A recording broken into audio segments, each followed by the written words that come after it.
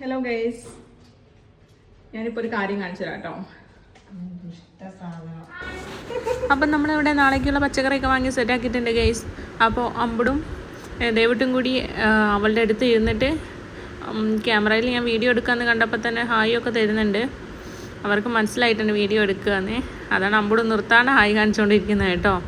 അപ്പോൾ ഇവിടെ കട്ടിങ്ങൊക്കെ പുരോഗമിക്കുന്നുണ്ട് കേട്ടോ.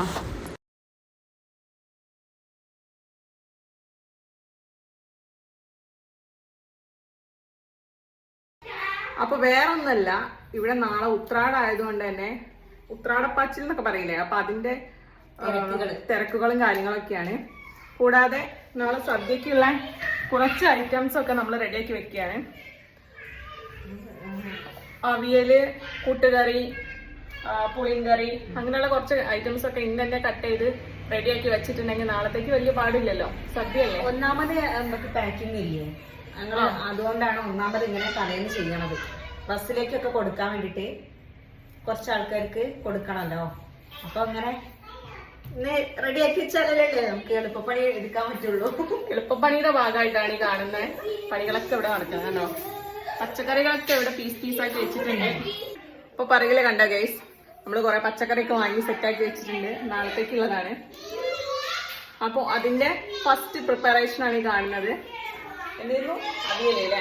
അപ്പൊ അവിയലിനുള്ള കഷ്ണങ്ങൾ ഇതാ വെട്ടി അരിഞ്ഞോണ്ടിരിക്കുകയാണ്. എന്റെ ഒരു കഷ്ടപ്പാട്. അങ്ങനെ ഞാൻ കത്തി കൈമാറിയിരിക്കുന്നു ഗൈസ്. ഒന്നും കൂടി നമുക്ക് പുഞ്ചിരിച്ചാൽ വേണ്ടില്ലായിരുന്നു. എന്താ ചെയ്യാ, ഓളെ പോലത്തെ ഒരു ചേന മുറിക്കാൻ നമുക്ക്. ചേന ഇവിടെ ഒരു കുട്ടി കൈകൊണ്ട് തൊടൂല. അപ്പൊ പിന്നെ പറഞ്ഞിട്ട് കാര്യമില്ലല്ലോ. എന്നെ ഉദ്ദേശിച്ചു, എന്നെ മാത്രം ഉദ്ദേശിച്ചു, ചേന ഉദ്ദേശിച്ചു. അതന്നെ ഉദ്ദേശിച്ചത്. ആ സൈഡ് ഇങ്ങനെ അങ്ങനെ തന്നെ. ആ ചേച്ചി, ഞാനിത് കുറെ പണ്ട് പഠിച്ചിട്ടുണ്ട്.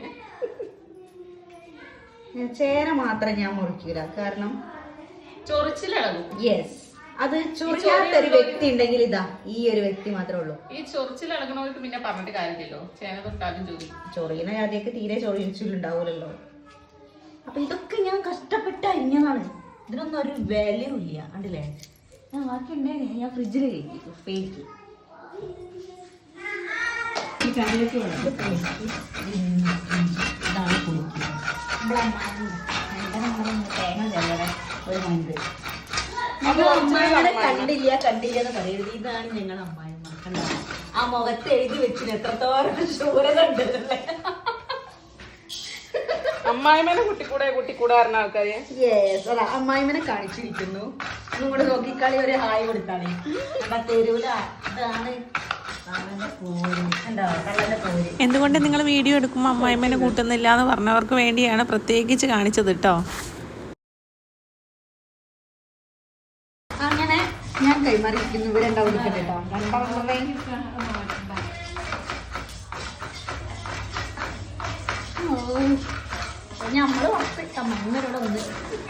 അപ്പം നമ്മുടെ പുളിങ്കറി ഇവിടെ ഏകദേശം റെഡി ആയിട്ടുണ്ട് കേട്ടോ.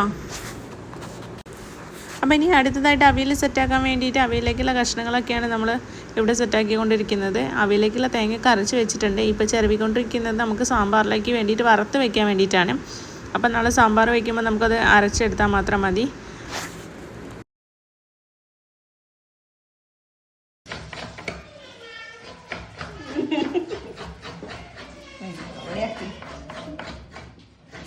ഒരു വശത്തെ പാചകം തകൃതിയായിട്ട് നടന്നുകൊണ്ടിരിക്കുമ്പോൾ ഇവിടെ ഇപ്പുറത്ത് അച്ഛനെയും മക്കളും കൂടി പാട്ടും കാര്യങ്ങളൊക്കെ ആയിട്ട് ഇങ്ങനെ അടിച്ചു പൊളിക്കുക കേട്ടോ.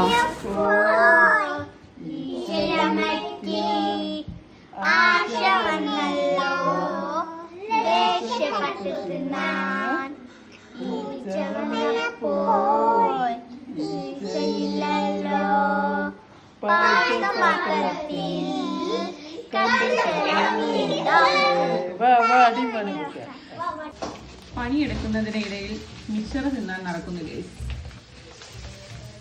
പണി മാത്രം എടുത്താൽ പറയണ്ടോ, നിറവും വേണ്ടേ. ടൈമിന് എന്തെങ്കിലും അകത്തേക്ക് ചെന്നില്ലെങ്കിലും ക്ഷീണം തലയിറക്കും.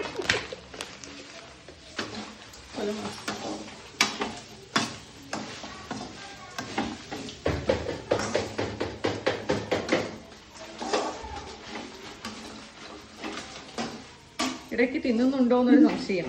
ഇല്ല.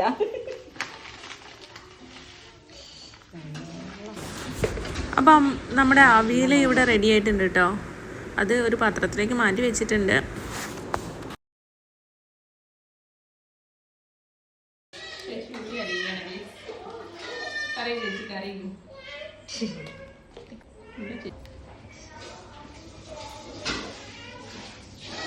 എനിക്കിവിടെ ശ്വാസം കിട്ടുമ്പോളെ അപ്പോൾ ഗൈസ് നാളേക്കുള്ള സാമ്പാറിലേക്കുള്ള തേങ്ങയൊക്കെ വറുത്ത് സെറ്റ് ആയിട്ടുണ്ട്.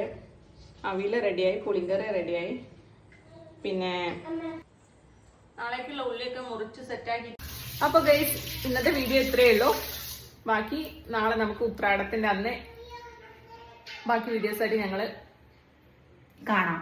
അപ്പൊ എല്ലാവർക്കും ഗുഡ് നൈറ്റ്. സുഖനിദ്ര എന്നല്ല പറയുന്നത്. സുഖനിദ്ര, സുഖനിദ്ര, ശുഭനിദ്ര.